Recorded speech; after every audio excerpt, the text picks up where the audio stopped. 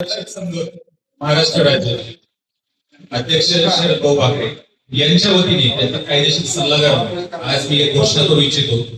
संबंध पुण्यामधील जे कोणती महानगरपालिका आहे, चित्रपट महानगरपालिका असो किंवा पुणे महानगरपालिका असो किंवा संबंध महाराष्ट्रातली कुठलीही महानगरपालिका असो, कामगार या शब्दाशी निगडीत असणाऱ्या व्यक्तीवरती कोणत्याही पद्धतीने सामाजिक आर्थिक अन्याय जर झाला त्याच्या मागे भक्कमपणे उभं राहण्याचं काम हे शरद भाऊंच्या गायडन्स खाली आम्ही लोक करणार आहोत.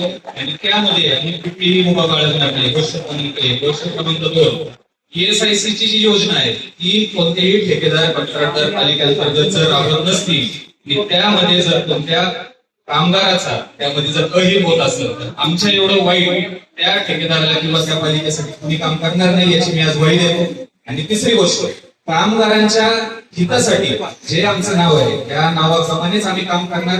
आणि कुठलीही संघटना असो, आम्ही आज ह्या स्टेजवर कुणालाही वाईट बोलणार नाही, पण आमचं एवढंच म्हणणं आहे की तुम्ही कामगारांसाठी जर काम करताय तर तुम्ही कामगारांसाठीच काम करा. स्वतःची खिशे स्वतःची कुंड भरण्याचा प्रयत्न त्यात करू नका. आणि जे गोरगरीब लोक आहेत त्यांना स्वतःच्या सेवेचा योग्य मोबदला देता येईल या पद्धतीने तुमचं काम ठेवा.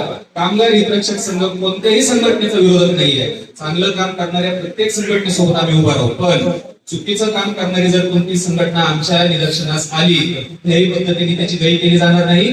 कायदेशीर पद्धतीने आम्ही त्यांना उत्तर देऊ. आणि कामगार हितरक्षक संघ आम्ही या पद्धतीने आमचं काम इथून पुढे शरद भाऊंच्या मार्गदर्शनाखाली चालू. धन्यवाद.